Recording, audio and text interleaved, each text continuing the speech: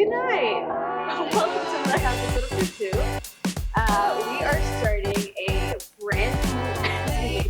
brand new series this week.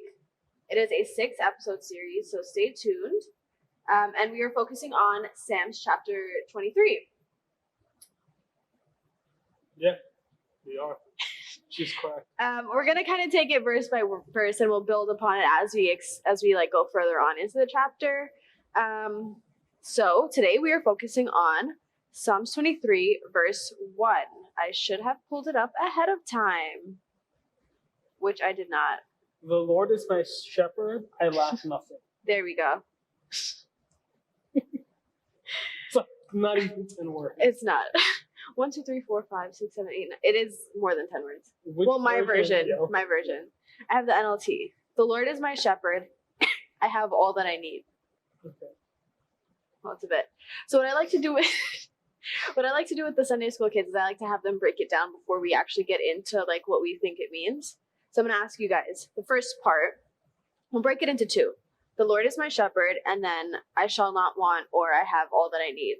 So for the first part, the Lord is my shepherd. How can we break that down? What does it mean? Excuse me. For the Lord to be my shepherd. I don't have COVID. The air is just very dry. I'm very sensitive to it. I feel like I need to say that all the time. Anyway, the Lord is my shepherd. I mean, it's weird because how do I say this? Have you seen like actual shepherds? Mm-hmm. Like on a regular basis? No, I don't live in the field. But I mean, like, the Lord is my shepherd. I feel like it's hard to make sense of it because we, like, New York City, you're not seeing a lot of shepherds. The only time I really see a shepherd is when I'm researching shepherds in the Bible. Like, that's the only time I've come across shepherds. I don't even think how many times I've actually seen like live sheep outside of like a petting zoo maybe. That's probably it. I mean, so yeah, I mean when we say the Lord is my shepherd, I think obviously David, who is the author of Psalm 23,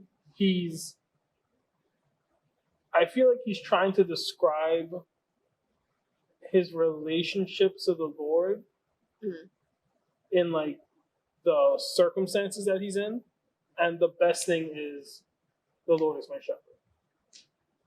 Go ahead, Asha. Your turn. Okay, wait. Because I feel like you didn't really answer the question. That like caught me off guard a little bit. But okay, I'll give my answer. Okay. I was gonna say when I think of shepherd, I think of like almost like in today's terms, like a teacher or like someone that is, like showing you or teaching you new ways. Yeah. Okay, I was gonna excuse me. I was gonna break it down and be like, well, what is a shepherd? Because you didn't really answer the question.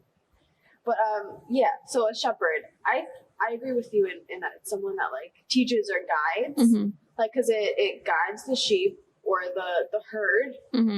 Sheep herds the sheep. It guides them to where they need to go, and when they need to come back. You know what I mean? And like he just generally has his eye out for them, like watching over them, making sure there's no wolves, and no predators can come in. So then if the Lord is my shepherd, I have all that I need. What do I need? What is it that I need that I find in him?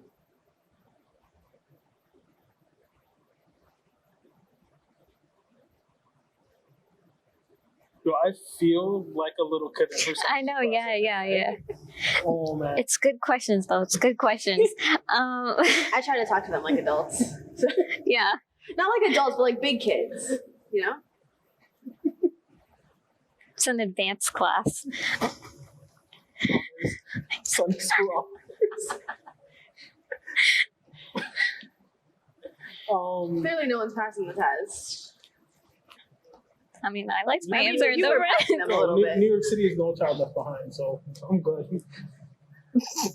There's a separation of church and state. I don't know if you were aware. There's supposed to be a separation of church and state. So I have all that I need. What is it that I need? Or what is it that you can't get on your own? That you would need to rely on your shepherd for? Everything. Like I feel like It doesn't always have to be some long-winded answer. Sometimes it is just like everything. okay, that's my answer. Passed our honors class. And we're not doing any repeats. Damn. See, that's why I like the other translation I read, which is I lack nothing, as compared to just I have all that I need. But I mean, thinking of going back to what I was saying with David trying to describe something between him and the Lord. So he says the Lord is his shepherd, then that means he's a sheep in the analogy, or metaphor, or whatever it is. And in my head, I'm thinking, from my understanding of sheep, they're dumb animals, so they don't really do much. Like, they kind of just go where, like, you Tell them to go. prod them to go, basically. So if he's saying, I lack nothing or I have all that I need, I would assume he's saying that the shepherd is providing anything that the sheep would be in need of. How's that for honest? Boom. You said anything, I said everything. I mean, I know. Anything and everything. I was trying so You hard to still- find another word for everything. That's why I slowed that sentence down. Like, all right. You can tell when Kevin's stalling to find an answer because he just doesn't stop talking. Why you gotta tell people my secrets like that? It's not that Did you know hush that hush of before? a secret. no, No, you didn't. I did. Anyways, I feel like we're getting a little lost in the topic here. Oh, really? Yeah, because we're talking about your rambles. Anyways, speaking of being lost, have you ever gotten lost? All the time. I get lost very easily. All the time. sometimes. That's why I need to leave like with an extra 15-20 minutes when I'm going places for the You first need time. to, yeah. Because like you put on the maps GPS, and then I'm Yeah. like, it tells you go this way. I'm like walking just to see if like I'm making any movements where it's like, Yeah, to make sure I'm going in the right Yeah. direction. So the Yes. walking is the worst for Mhm. the GPS because it just will tell you to go one way and you have to figure out. Which way that exactly, is. yeah. At least with Until the it car, catches it you. will, like. Yeah. But I feel like even with the car, like I feel like making a U-turn in a car or just driving around like block. the block is not as bad as walking And then having one to way turn around. and then having to turn around and just walk the other way. So I've just gone around the block at that point. I've done that. Oh no, I've a city block. I fully just walked around Nope, the block. can't do that. yeah, I'm walking by. I'm not walking around. No, the worst thing was a friend of mine were in Brooklyn and we went to the concert and we were going to go get dinner. And I'm like, oh, yeah, there's a restaurant this way. The GPS says that way. So we're walking, but like, it was like 3 blocks away. So I didn't actually like click on it, like to route me.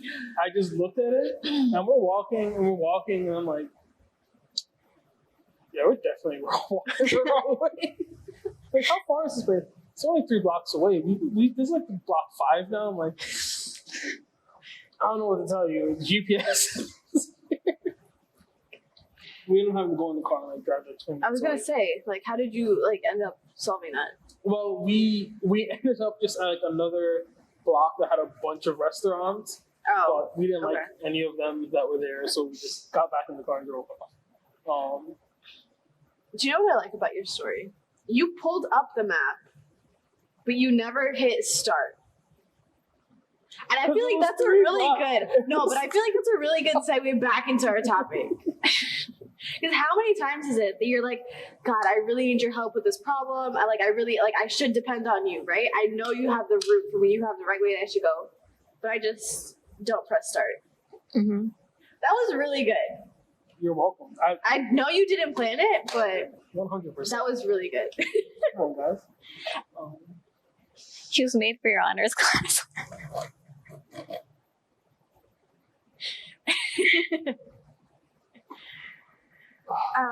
But yeah, there are a lot of times when you're like, you know that he is the shepherd, right? Mhm. Like he has put us on this earth to like essentially follow the plan that he has for our lives, right? and the purpose that he has given us. But how many times is it that we just get lost in what we feel like we should be doing or what the world tells us that we should be doing versus what he's sometimes explicitly telling you to do? I don't even think it's that. I think it's just sometimes in my example, right? It's not even that I was trying to go off course. Yeah. I just thought I knew how to get from point A to B, and clearly I did not. Yeah. Right? And even in going with my story, okay, obviously we're trying to eat, right? We're trying to get from point A to point B, which was like a specific dinner place. We were gonna, in being lost and not wanting to just turn around and walk back to the place, we were gonna settle for whatever restaurants that we stumbled upon. Yeah. Which I think, looking at our lives and the Lord and things like that, I think that's something that we often do, where it's God tells us, okay, I need you to get here. And instead of us then waiting for him to give us the direction on how to get there, we start moving and then we get lost, but we find something that's really, really similar to what he wants for us, and we settle for that. And I think that's where a lot of us just get so derailed in our lives, because we settle for something that is that we deem similar to what God wants for us. Yeah, it's like the Walmart version of what he has. Why you gotta take on Walmart, man? Am I wrong? I don't know. No. Exactly, thank you. What was I gonna say? I was gonna say something more, Oh, I remember. What? I don't know. She had like the headphone like half on, half off, and I'm like, what is she trying to listen to? Are we cutting this out? Just keep going. I'm not cutting that out. Because I was gonna say, like, I know for myself, I tend to make things harder for myself at times because it makes more sense in my head to so if I'm doing a math problem, right, I will take all the ones and even it out to tens and then carry the difference, right? I feel like that sounded very complicated. But you add all the ones and then I don't know how to explain it. I feel like I need to write it up. ones column? Yeah. That's regular math. No, but not like, I don't know how to explain it. Oh my gosh, I really don't. Let's just cut that part out. Yeah. No, I'm not. Like, Because now I'm just genuinely curious. Wait, like, aren't you supposed to do that? No, but it's like, how do I don't know how to word it. Well, I just make things harder for myself, as I did with this analogy, right? Okay, yeah. Are you now you're pulling up a math? You're making a math problem right now. Do you not just go 0 + 1? No, but like if there's a multiple things, a lot of people kind of break it down into like smaller ones, and then you add up the mains. But if there's like a 5-number addition problem, you I still feel like what she's doing. I need to write it down. No, I still feel like what she's doing is very normal. Like, I don't think she's wrong. The way she explained it, though, I was like, what? I feel like she's explaining something very, very normal. Yeah, probably. She just thinks it's... that could also be a possibility. Oh my god, I'm writing it very ugly.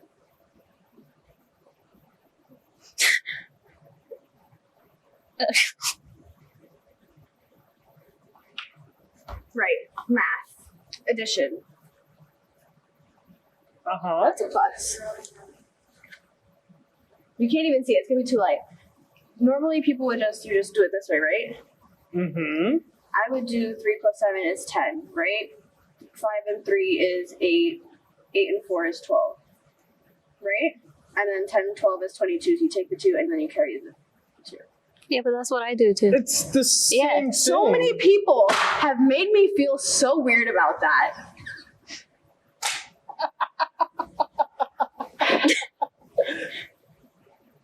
So I know you guys couldn't see the paper she was writing on. It was a very normal But math problem, apparently. She just does normal math and was told it was weird. I mean, I feel like the goal is to not do that, Maybe. but it's really What are you not that big laughing of a deal. about? Oh, okay.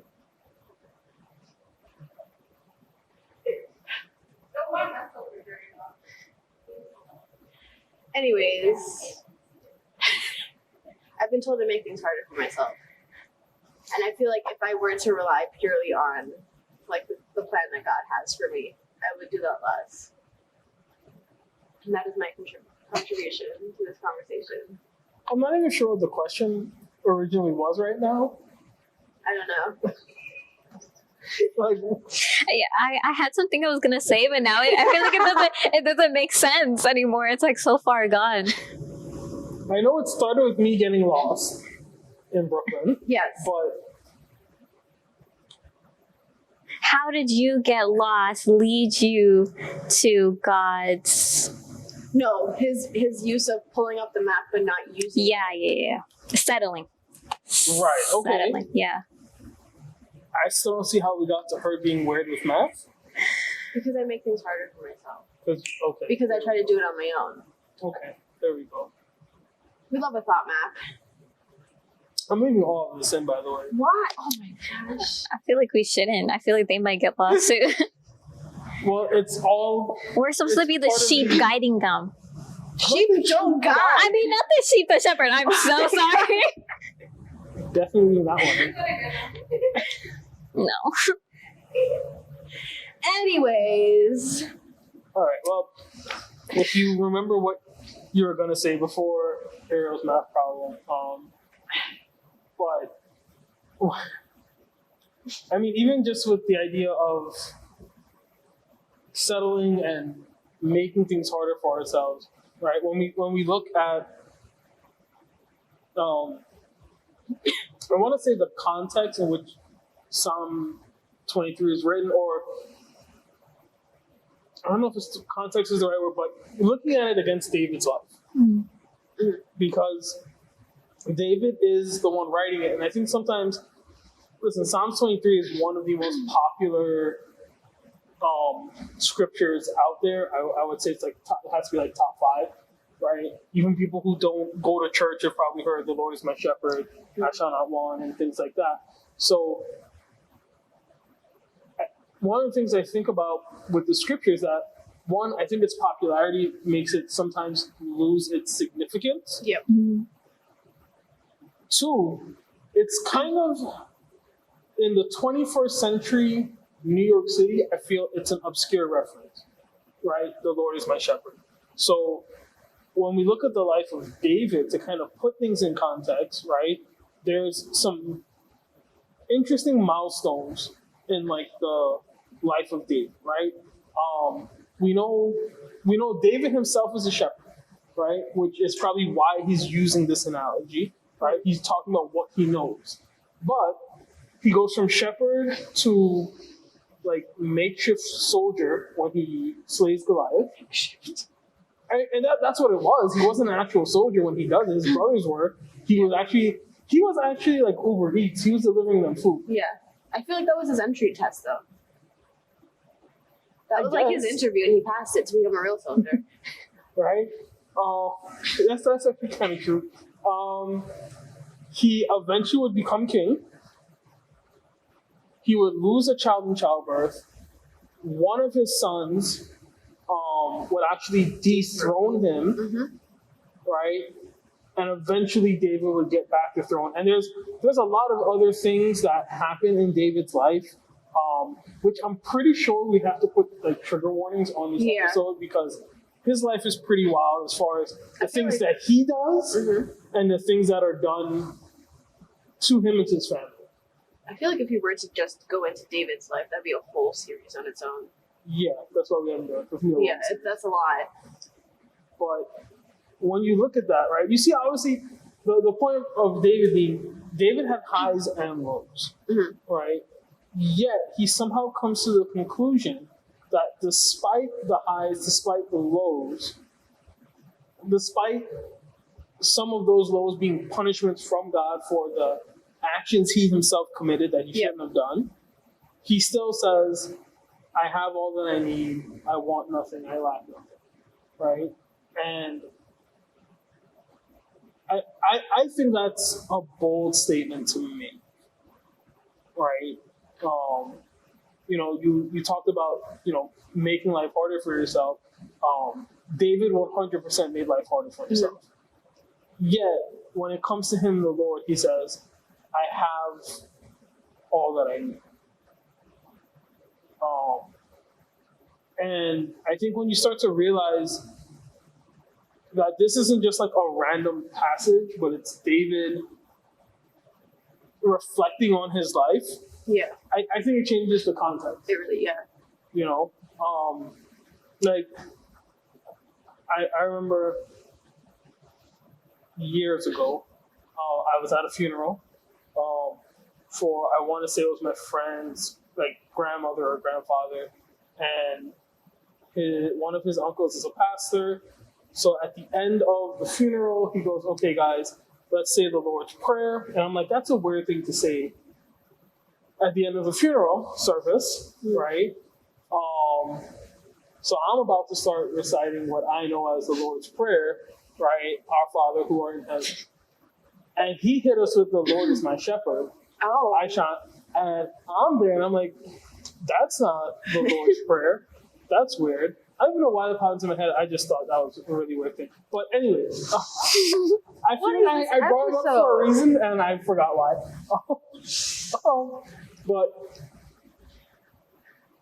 Well, okay, I remember why I brought it up. I just needed a second.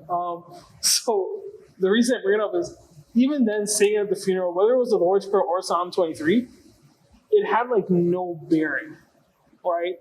Saying it at a funeral really meant nothing. Yeah. I don't know if it was supposed to be something to comfort the family. I don't know if it was like the grandparents' like favorite passage or something, so we're saying it like in remembrance of them or something. There was no context. We were just saying it for the sake of saying it. And I think a lot of people, when it comes to Psalm 23, that's kind of the attitude towards it. I know it because it's really popular. The verses sound really nice, but I don't get why David went and said it. Yeah. I think it's more of like a mantra that you like recite to yourself, like, "Hey, the Lord is my shepherd, I shall not want anything, or I shall not need anything." But it's like, why? Why are you relying on him solely? Like, you need to, like, especially when you put it into context of, this is the Psalm of David, like, this is after him reflecting on all of the things of his life, like everything he's done, everything that has been done to him, for him, like about him. Why did he feel like this was the start, the first sentence of his psalm? And I think that it's once it is in the context of like, this is David's life, it kind of takes you also into like how, and like the highs and lows, takes you into like the worldly desires that kind of led him astray, right? It's like, I'm not relying on this shepherd that I know is set here for me, but I'm going to do it on my own. And then you see that how that leads to all of his lows, right? You see how it leads to like the son that was dethroning him, like the kid that was born like dead at birth, or like the stillborn, and all of the wars and everything else that he's been involved in.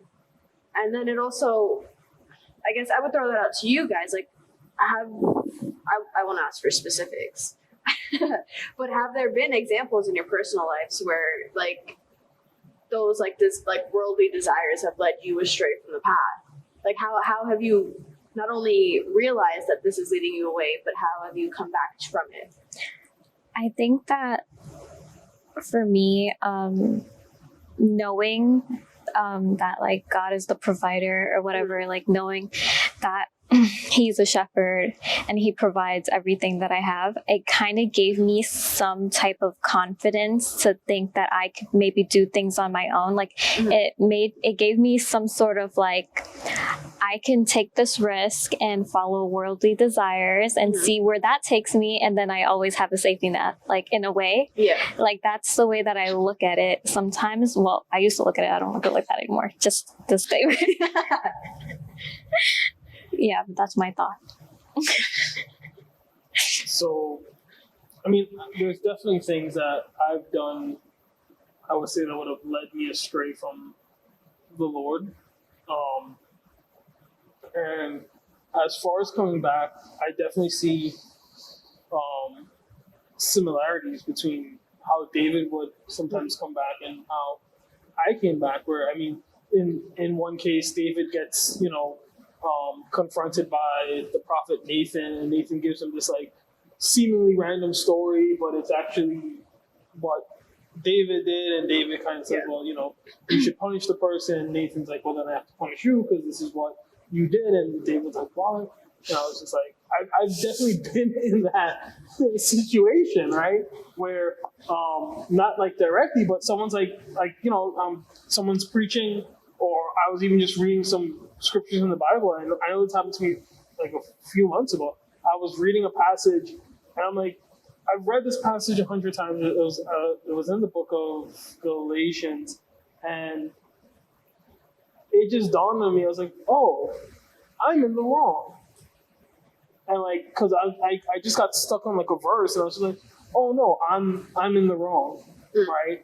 And in some ways, I just kind of lucked out that God spoke softly to me in that sense, as compared to someone else having to be like, hey, you're in the wrong, as in the case with David and the prophet Nathan. But I think there's a lot of things that I've done that have led me astray. But I guess we kind of look out that God is gracious, He's merciful, He's loving, and when we go off the path that He wants to take us on, He's gracious enough to like reroute us. Reroute us is the right word. And I think what you were mentioning before, that's a mindset a lot of people, I feel like a lot of young people have within the church, because you're like, oh, God is a gracious God. He will forgive you. Like, you can feel comfortable coming to Him and like repenting of your sins. But I feel like what a lot of times we forget is the importance of the genuine repentance. Mm-hmm. And I feel like once you grasp that concept fully is when you can transition from having that kind of mindset of like, oh, I can have one foot in the world and one foot in the church. And God will still forgive me, because it's once you grasp it, like, no, if I'm gonna sin, like it has, like you can't sin like on purpose, right? It can't be like, I just want to experience this, and then I'm just gonna come back to God. And then sorry, were you done your thought? Yeah.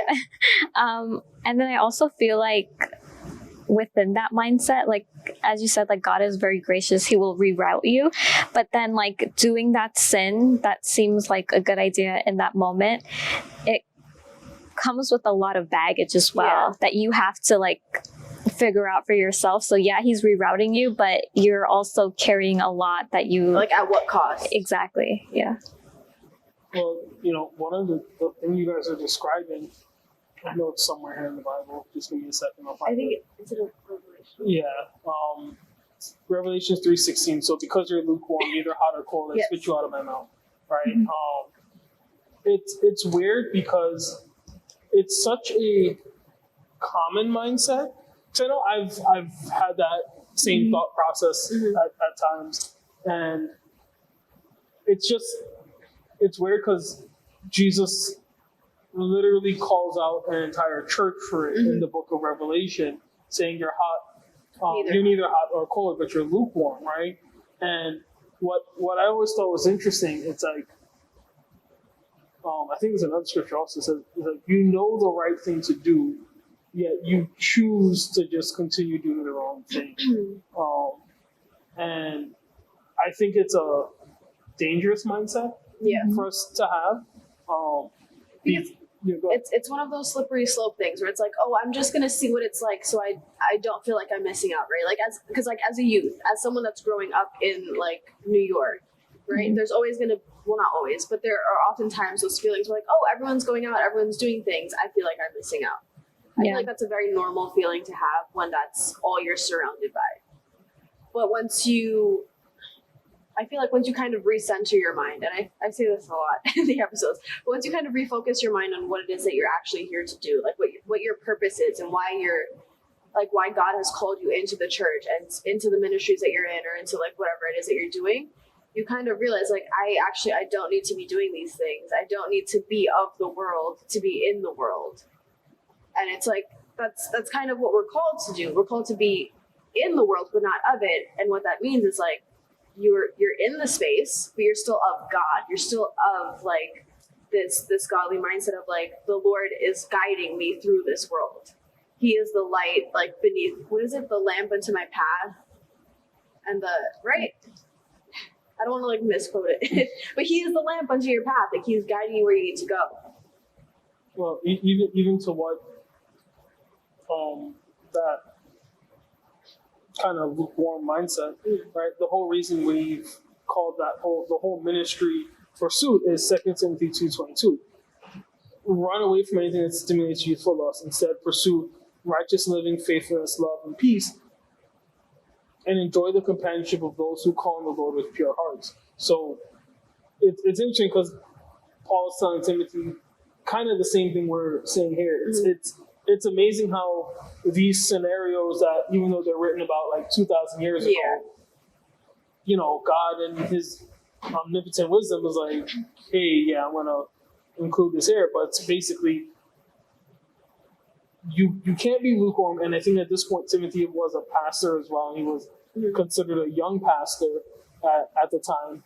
But he's like, yeah, you need to stay away from these lusts, these like selfish desires, these essentially sinful things, right? And not just stay away from the sinful things, but things that would stimulate sin. Yeah. Right? Like Paul takes it a step further. It's not just avoid sin, but avoid the scenarios that would make you sin. Yeah. Right? Which I think is also going back to that example of myself earlier, right? I think there's a lot of times I found myself in a place of sin because I thought I can get this close to it without it being a problem, and then it became a problem, right? And Paul's solution to Timothy, or his advice, is instead of being near those things, pursue righteous living, faithfulness, love, and peace. But it's not just enough to do those things on your own. Now find like-minded people to continue your life with. And I think that's a really important thing. Because even going back to Psalm 23, right?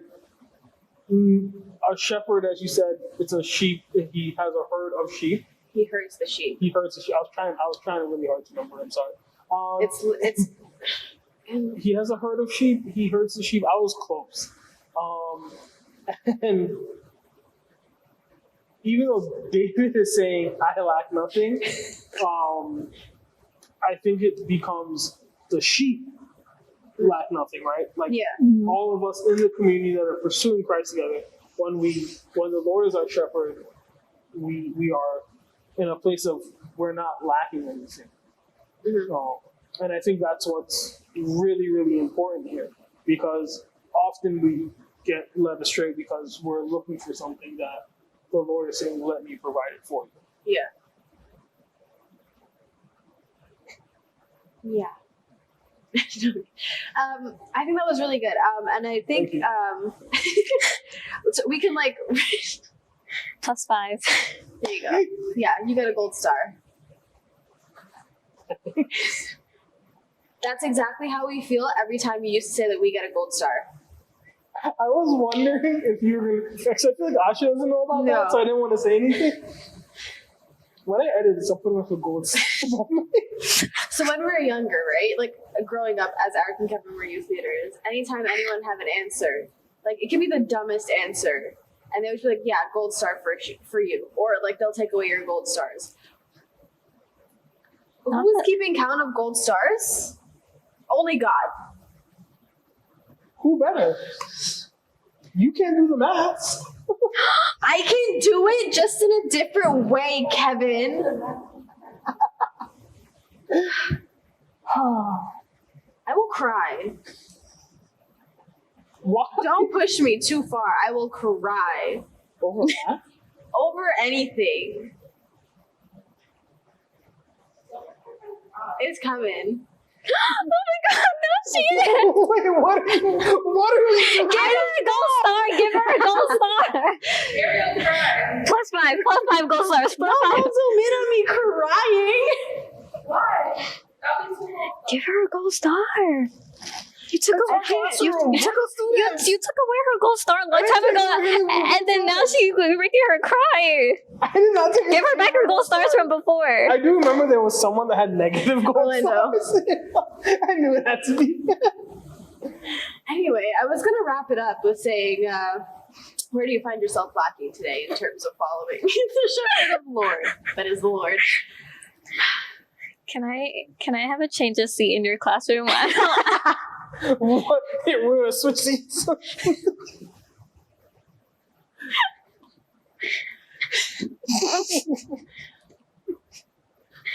It's a bad influence on me.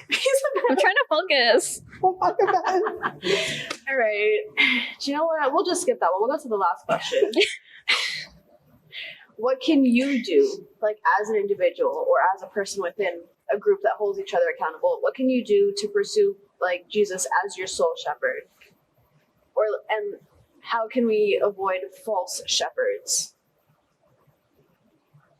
I think one of the things is being honest with yourself, and if you have that strong circle, being honest with people in your circle. I think just having to admit, hey, I am doing this, or I'm looking at this for comfort and things like that. Also allowing people to kind of call you out on certain things. Like I have friends that will be like I'll say some things in passing, and then like they'll come and be like, what's going on here, right? And I'm like, I was just making a joke, and then all of a sudden we have like this deep conversation. But I think those are really important. I also think the more we actually spend time seeking God, what did Second Timothy said, those who call on the Lord with pure hearts. I think the more we genuinely seek God, the more we see the transformative power of God in our life, and I think that's kind of what we can do. Yeah, I agree. I feel like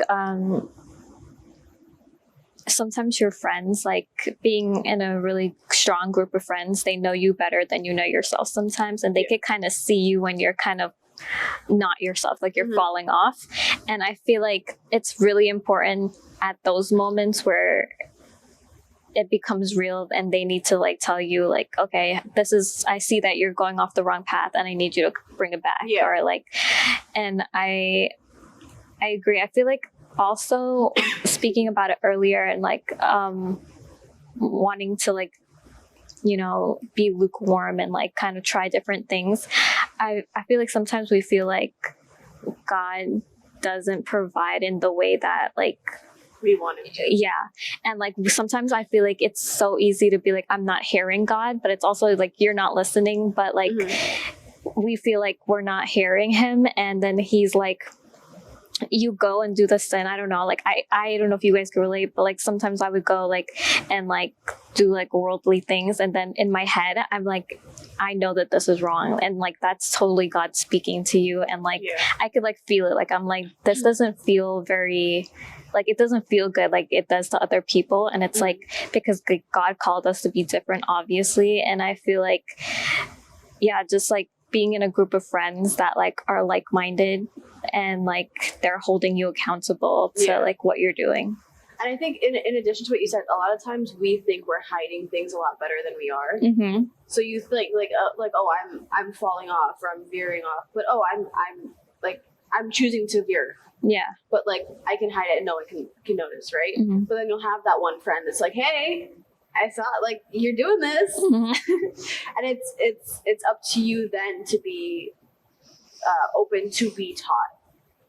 Because you can have a great teacher in front of you, but if you're not willing to learn, if you're not willing to like take the notes to learn the lessons, then it doesn't make sense for you to like have a teacher in front of you.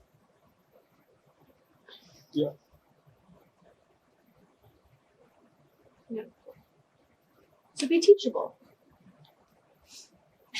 What? You're not wrong. I think that will be the moral of the story. All right. It was a great episode. There was a lot. There's a lot. I heard that. She said, "If you say so." You know what? Take away some gold stars from her. I'm gonna take my blanket back. No one can hear you. So, all right, guys. Hopefully you enjoyed this discussion of Psalms 1 plus math and Psalms 23, verse 1. what she said. That's why she's the teacher. Then you should be dismissing the class. All right, be teachable.